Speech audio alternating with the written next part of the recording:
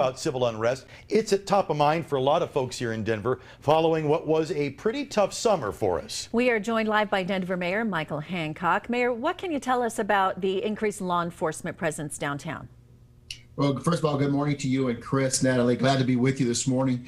You know, we have been monitoring, of course, online and possible demonstrations in Denver for quite some time, related to the election. And I think from federal, state, and local public health, law enforcement authorities, we're taking every step we can to make sure, one, voters don't have their rights suppressed, and two, that we keep the city safe in the event of demonstrations. And so what you're seeing are precautionary measures taking place. When you do see much of downtown, at least 16th Street Mall, I was down there last night, a lot of the boards going up over the windows, a lot of folks fearful of what might come tonight. What is your message to people of Denver who, we're taught about the peaceful transfer or maintenance of power? Does this alarm you, Mayor?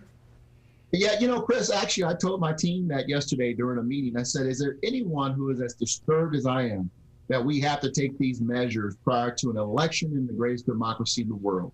And everyone agreed that this is a very disturbing, disappointing time, that we actually have to take these measures. But as you walk around Denver, and particularly downtown, as you noted, along the 16th Street Mall, you see, building owners taking the precautionary steps to make sure that they don't have a repeat of the tremendously expensive time that they had during the summer when they've had to replace a lot of windows. Many of them have waited to replace those windows until after election day. And that is a very disturbing, disappointing time, but unfortunately it's the time in which you're living right now. Well, since we have you, I want to talk about COVID-19. You mentioned public health. I know that that's top of mind for you all the time. Let's talk about the current situation and the potential for more lockdowns. Yeah, lockdowns are the thing we're trying to avoid more than anything. And I think, I hope that we can. Dr. Burks visited with me yesterday. We had a very deep conversation about what's happening here. The super spreaders are the 18 to 35-year-olds who, we've got to get the message to, one, they have to be tested, and two, they have to stop their small to medium to large gatherings that are really becoming our super spreaders. And so we're going to work to really target that age population so that we can, quite frankly, avoid a lockdown, another lockdown I did say lockdown, but another stay-at-home order in Denver. But it is fundamentally, we know, damaging to so many lives when we have to go that route.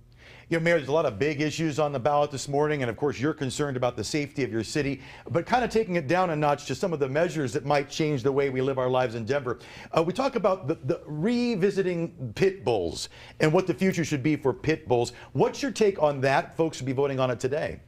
Well, at the time I vetoed the bill, and I said, if the people of Denver want to vote on this, this is something that I certainly would be okay with. And so we'll let the people speak on this issue. I certainly just could not bring myself to sign a bill, having grown up in the city, remembering in the 80s when we had pit bull attack in the city of Denver, 2-3-year-old kids losing their lives, older adults losing their lives to pit bulls. It was just something, memory that I couldn't get past, and something I could not sign. So the people will speak, and hopefully we'll implement a very responsible bill if indeed it does pass. On the ballot, of course. So, Mayor, you may have already said this, but did you do a mail-in ballot?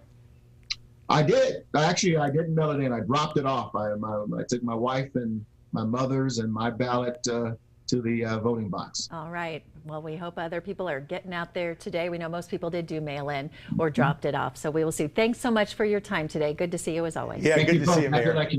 All right. You bye-bye. too. See you soon, I hope.